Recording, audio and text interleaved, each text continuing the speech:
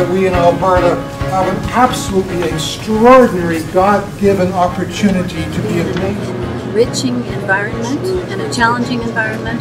We don't want them. Could do a better job of program and curriculum development, of developing evaluation standards and instruments. What students need.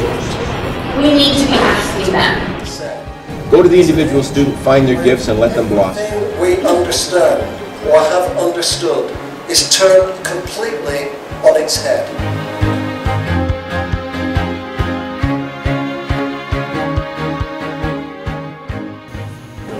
I'm here in Calgary at the World Skills Competition, a celebration of learning that moves beyond a narrow range of a few academic subjects.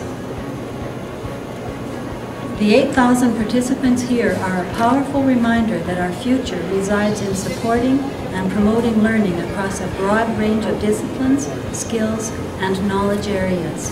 The current government's approach to student assessment and educational accountability was introduced over a decade ago during a time of restructuring, downsizing, and funding cutbacks, and has yet to be reviewed for its continuing effectiveness and future viability. For example, few Albertans know that the current annual school jurisdiction report cards introduced under the government's accountability pillar do not include teacher-determined marks in assessing student learning. These reports rely exclusively on the government's standardized tests. Alberta students deserve better. This video highlights the 3 key messages of Real Learning First and profiles some of the forward-thinking Albertans who share the profession's commitment to this initiative.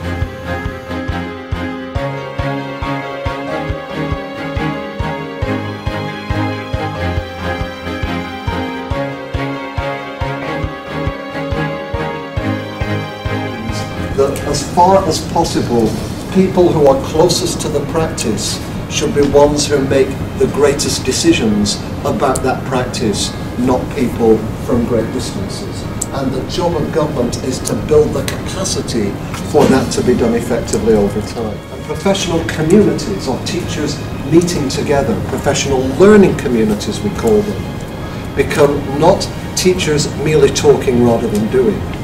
We're teachers sitting over spreadsheets, looking at where the gaps are and where to make the interventions. But they also are about deep conversations and engagements about how to change teaching and learning in relation to the goals and the missions that inspire them and that matter.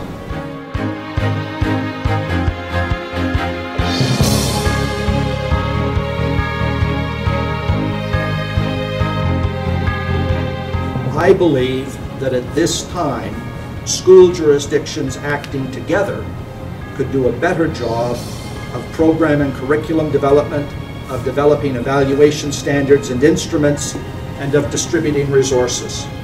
And the reason that I say that is simply that it is within school jurisdictions that you retain the large staff pool, the human resources that understand what teachers are doing in the classroom and can share the responsibility of bringing that to life in terms of that curriculum, those evaluation procedures, whatever else. Because when the purpose of assessment is to check how well the system's doing or how well most things are doing in the system, you do not need to use a census and to test everything. You only need to use a sample and test some things. It is prudent to test a sample.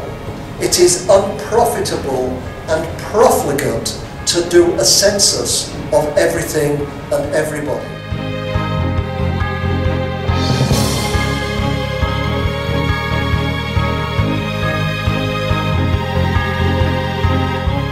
The ways we've been doing things over the last 10 years are stuck.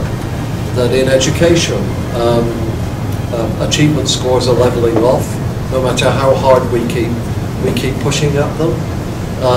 That dropout rates appear to be a high consequence of pushing up achievement rates, and Alberta knows that as much as anyone, and the answer isn't just to raise the school leaving rate, because all we'll get is psychological dropout rate.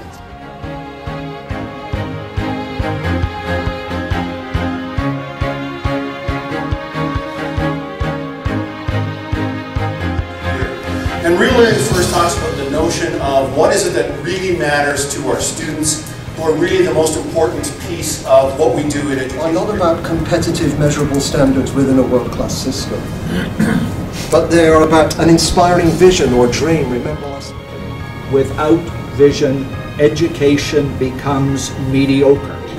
We set targets together, and they are ambitious, and they are challenging. Some people go to a kind of comfort which is about numbers and statistics, and they start looking very, very short term. What they are interested in, overwhelmingly in focus in education, is give me critical thinking, creative, adaptive students.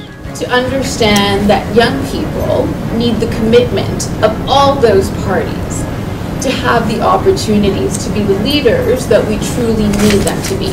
It's an age when everything we understand or have understood is turned completely on its head.